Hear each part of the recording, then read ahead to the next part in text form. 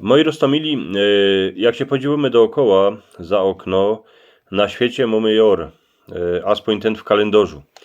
A już go mamy parę dni, ale kany się człowiek podziwo, to widać, że ta przyroda się budzi. Słowo jor to jest starucne słowo, znaczy tela co zdrowy, a ten, kto ma godnie siły. Słowianie wierzyli w to, że kiedy przyjdzie jor, to Morzana, bogini, kiero regiruje w zimie, idzie precz, idzie spać, a miasto ni przyjdzie dziewanna. To je bogini Jora a życio. Teraz ta przyroda je inakszo jako kiejsi, bo jeszcze baj 20-30 roków temu, pod koniec marca, wiele razy na polu leżał śnieg, a pomału toł. Teraz śniega w zimie już bardzo nie ma, a jor przylazuje na świat dycki tak o 3 tygodnie rychli. Roztomili wszystko się w tej przyrodzie szkoprytło, a po niekiele dziecka już ani nie wiedzą, jak wygląda śnieg. Ale aspoň co ja se wspominą, to jak na stromie wylazły kocianki, to starzy ludzie prawili, że jor już klupie do dwierzy. Potem wiele razy jeszcze spod ostatniego śniega swoimi gębulkami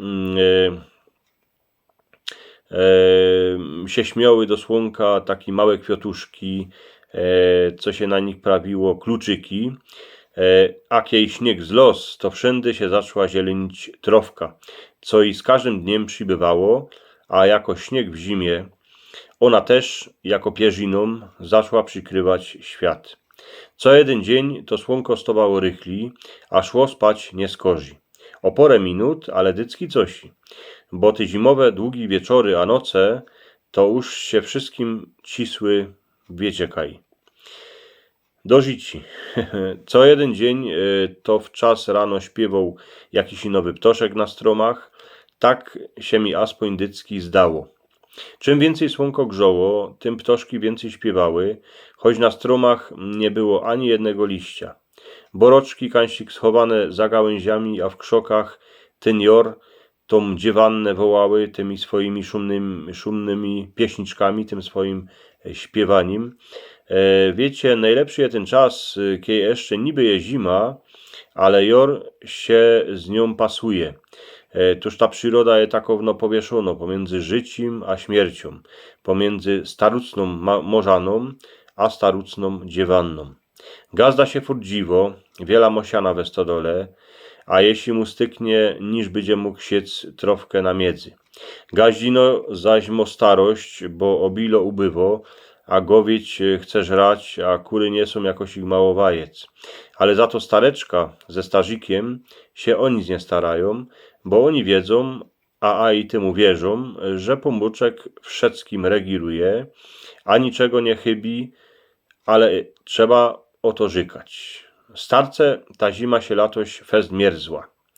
Tuż wyleźli do pola, choć mieli rymę, dychli se luftym, zabyło im lepszy, podrepsili za chałupę, a zawoniała im ziemeczka, bo gazda gaździnej ryjoczką przekopał kąsek z ogródki przy chałupie pod kwiotki. Wspomnieli se stareczka, jako wonio ta ziemeczka na jor, co ona urodzi obili, ziemnioki, a wszelijaki jarziny. W tej ziemeczce jeszcze spią chroboczki, a glisty, co one się dziepro obudzą. Starzik też wyleźli do pola, a chnet przyszli ku gnotku, a se na niego siedli. Podziwali się na stromy kole chałupy i tak se prawią w duchu jezeryja, wiela gałęzi zaś będzie do ciupanio, a wszecki się będą godzić baj do parzoka, lebo do wędzoka. Jor pomału klupie na dwierze do chałupy. Trzeba wyleźć do pola, a zimie życ, co by już poszła precz. Idzie żywot, wszystko dokoła się zieleni, terazy będziemy więcej drepsić kole chałupy, jako w niej siedzieć. Jor już tukaj je, dejcie gębulkę ku słońcu, odeprzcie okna a dwierze, niech jorni luft wyżynie z chałupy zimę, a niech wszędy będzie żywot. Roztomili, dziękuję za posłuchanie. Pyty, subskrybujcie mój kanał. Macie takie dwa obrazki kole mojej gęby. Jeden obrazek to jest ta pytka, co byście subskrybowali mój kanał. Drugi obrazek to jest taki film, na który was pozywam. Może się wam spodoba. No i nie zapomnijcie mi dać palec do wyrchu. Dziękuję wam pięknie. Niech się wam wszystkich darzy. A na ten jor, kiedy się ten żywot budzi przed tymi wielkanocnymi świętami, niech was wszystkich Pan Boczek opatruje.